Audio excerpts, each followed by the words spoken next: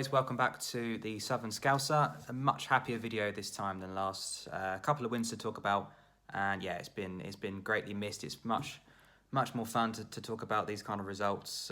They've been missed, and it just feels so much better to have some positivity with Liverpool's recent performances, goals and wins.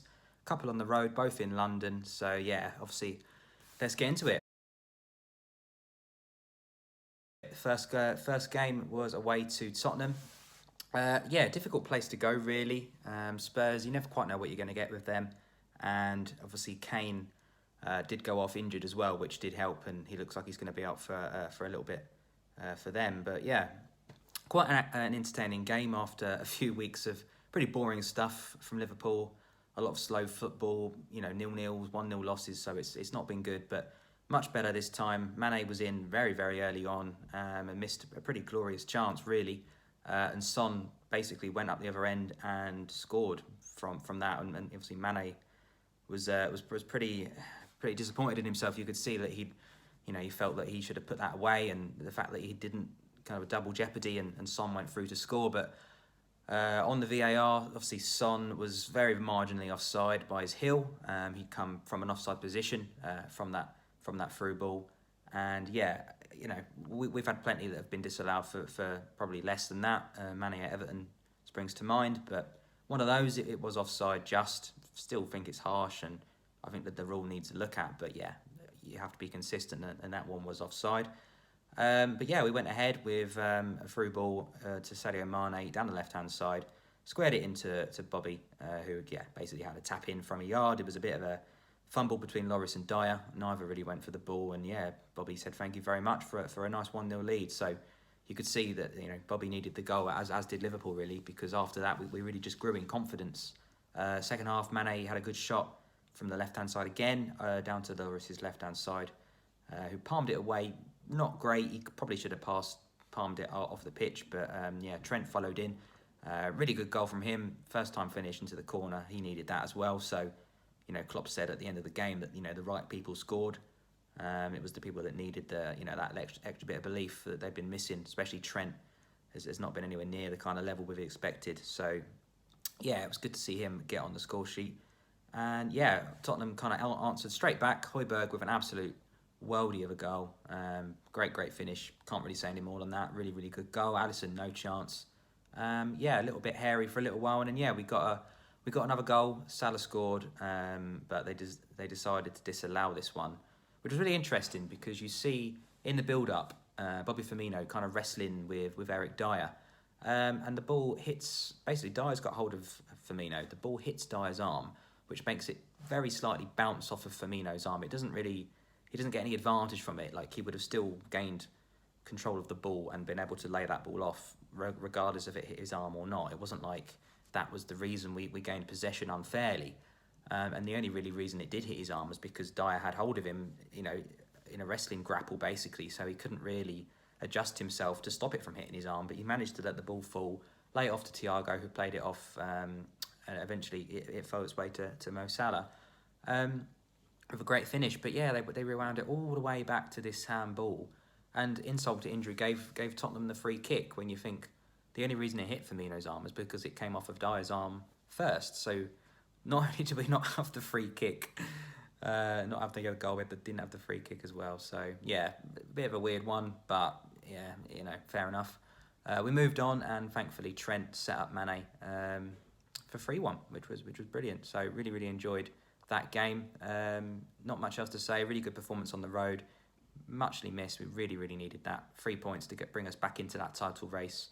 Closed the gap again to a point behind Man United in second, and City look like really they're the team that are gonna, disappear into the distance. But if we can at least fight for second for now, and then with Man City coming up at the weekend, can we pretty much hold on to any hope we may have of the title, which seems to have been falling away really over the last few weeks with the bad form. But yeah, hopefully this weekend will close the gap a little bit. But onto that match that we had after that, another London game. This time was at West Ham, another 3-1 win, which they keep them coming.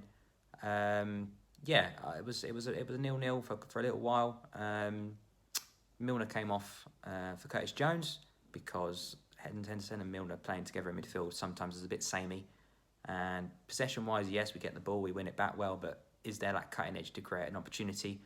Klopp agreed, brought Jones on. Milner was not best pleased. A really kind of wide-eyed discussion on the sideline between Klopp and Milner.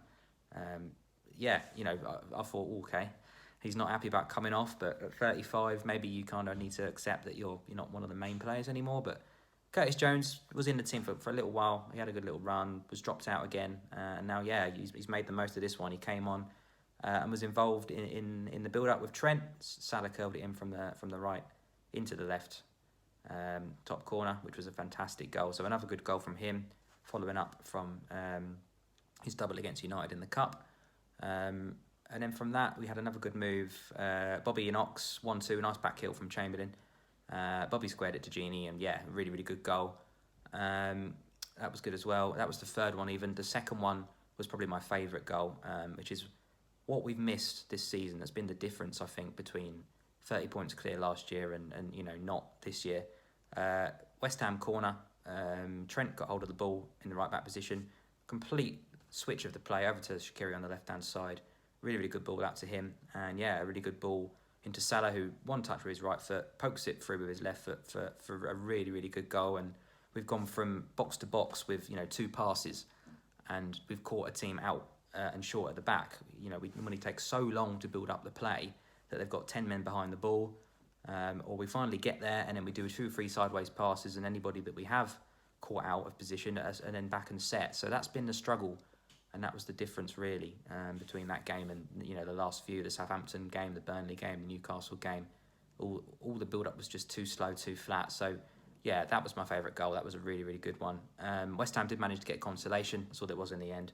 A corner again. This time Nat Phillips missed the header, and they did finish and get one back. Which, if we're getting disappointed that we're not getting a clean sheet after 2-3-1 wins, then it feels like the expectations going back up again. So that's what we wanted. So off the field wise, deadline day obviously has passed, so I wanted to wait until that had happened to do another video to include that on this one.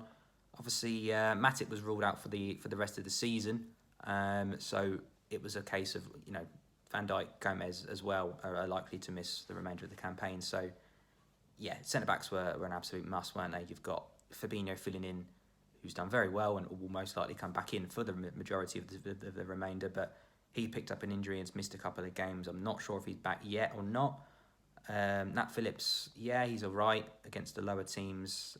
He would struggle against anyone with pace, like Wilson from Newcastle just destroyed him. Williams has not looked great. He disappointed against Man United in the Cup. Big game, but they're the sort of games where you need a big player at the back. And Henderson's been playing there. So again, if Fabinho's not back, I expect to see Henderson stay there. But deadline day wise, we managed to bring in not 1 but 2. Like you say, with London buses, 2 come along at once. First one was an interesting one. Ben Davies from Preston. He's 25, so he's not like a protege. I saw Tottenham sign Rodon from Swansea, young up and coming defender. You think, okay, interesting. He's gone straight in the team. But Ben Davies, I'm not going to pretend I know who he is or I've ever seen him play, because I haven't. I'm not going to look through YouTube and see all these great clips of him playing in the Championship. I'm going to reserve judgment until he's in the team playing. I'm not sure when that will be. I'm not sure where he'll find himself in the pecking order. But on the deadline day, very, very, very close to the end, Ozan Kabak came in from Schalke, someone we've been tracking for a while, another centre-back, Turkish from Schalke. So that was a really good signing. I was happy to see him come in. I did think Ben Davies was the backup option, really. I think we were bringing him in maybe a day before, just in case nothing else came through. We had to get a body in. So Ben Davies came in for about 2 mil. And Kabak is coming in on a loan for about £1 million and a possible 18 million option in the summer to purchase him full time. So he's more of the level that you would expect to come into the first team once he's kind of got up to speed and had a few training sessions. I think tonight's Brighton game is going to be too early. Ben Davies possibly might find himself on the bench, but I think tonight comes too soon for either to make a start. But like I say, Van Dijk, Gomez, Matip out for the season. Fabinho, once he is back, will be back in there as well, and I think Kabak will probably play alongside him for the remainder now. Get Henderson back into the midfield Davies can be the backup. Phillips probably just below Davies in the pecking, and I think Williams probably moved back into the under-23s. Unlikely to probably see him feature again for the rest of the season. Now we've brought those two in. Other than that, yeah, we've got the Brighton preview, which is the game for tonight. We've got the Man City game as well at the weekend to talk about. And one last thing, just before I move on to those two matches, was one outgoing on deadline day, which was quite a surprise, an 11th hour move. Takumi Minamino went to Southampton on loan for 6 months to the end of this season. And yeah, I'm really interested to see how he does, because even with Jota out, he's not been featuring at all. I think he's not played since the Palace game, and even when we make subs or changes, it's Shaqiri, it's Origi who seem to come on, Jones before Minamino does. So disappointing, really. I don't think he's the quality that we need, but I think this is his chance now to show that, yeah, I can do it in the Prem.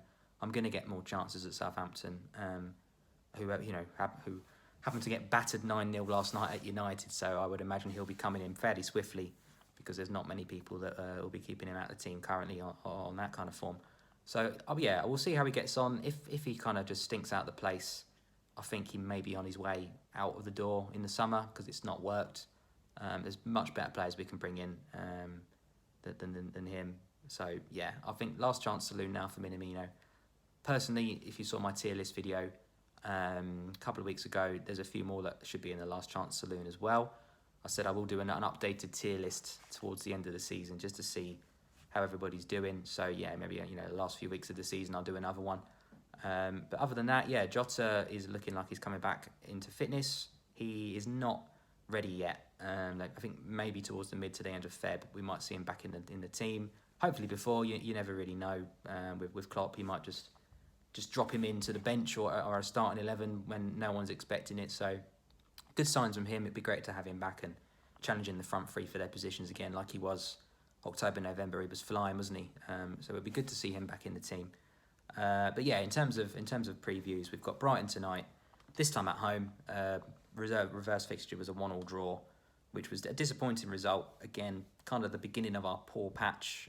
Robertson was very unlucky to give away a free kick, a penalty in the last few minutes, and yeah, obviously they made the most of that as well, which was disappointing. So fingers crossed we get a win tonight, which we've struggled to do against any of the bottom 5, any of the bottom 6. It's been a right old struggle against all of those, but don't think we've beaten any of them yet. So time to put that one to bed after the last 2 results. I think lineup wise, you're likely to see Alisson, Trent, Robertson. I think Henderson and Phillips tonight will carry on. They've done okay again in the last couple of games, so I would expect them to carry on at centre back. Thiago and Gini, you would think in midfield. The third one is slightly more hard to predict. You've got Shaqiri, Milner, possibly Curtis Jones. Personally, I think Shaqiri will make up the midfield, at least from the start. I think you might see Milner and Jones feature, but Mane, Salah and Bobby you would expect to return into front three, and Origi to drop out, who for me, yeah, just brings absolutely nothing to the team at all. I think most likely he'll be moving on in the summer, and fingers crossed we'll get another attacker in as well. I don't know if that's going to be the likes of the Haaland and Mbappe's. I very much doubt that. But yeah, there's definitely better strikers out there. Michael Edwards, has got a good eye for a player and a good eye for a good deal as well, isn't he? So he tends to kind of maximise the sales and get as much as we could possibly imagine for the players we don't need, and he seems to be pretty shrewd in the incomings as well. But yeah, after that, big one at the weekend is Manchester City. So I'll probably do my next video after that game, a bit of reaction. It's going to be a tricky one. Man City are flying. Yeah, in terms of title, we have to win. It is similar to last season. I think we were looking at going 10 points clear of City. And yeah, they beat us. It might have been the year before when they won the league. And they beat us, and they got it right back down again, and made it really tight and managed to pip us at the end of the season. But yeah, it'd be a big statement if City was to come to Anfield and win. Obviously, we've only lost there once in the last 3 or 4 years. So fingers crossed we can get a good result, avoid defeat firstly. But yeah, if we want to retain this title, I think this is the chance where you can't just let it drift again like a 0-0 at home to United. This is the sort of game, the people that you're chasing, you can beat them directly, stop them getting points at the same weekend that you do. You gain 3. So anything but a win. I think the title is pretty much gone. A draw keeps us in the shout for the top 2 and 3. If we was to lose, I think it's going to be a right old struggle for top 4. this season, really. I think Leicester obviously lost. Man United are a bit patchy. Chelsea are a little bit to catch up. Spurs are going to be up and down and with no Kane. So, but there's going to be a right old fight right to the end of the season for those top 4 positions. But yeah, I know Klopp mentioned that the top 4 was the aim, but for me, title has to be the aim, especially if you've just won the league and the Champions League. So we'll see what happens. Look forward to the next video before that, after that game. And yeah, that's it from Southern Scouser. Thanks for tuning in, and big thanks to David Cupid as well for doing some nice extra bits on the video, which I'm not able to do. So hope you enjoyed that extra bit as well. Take care, guys.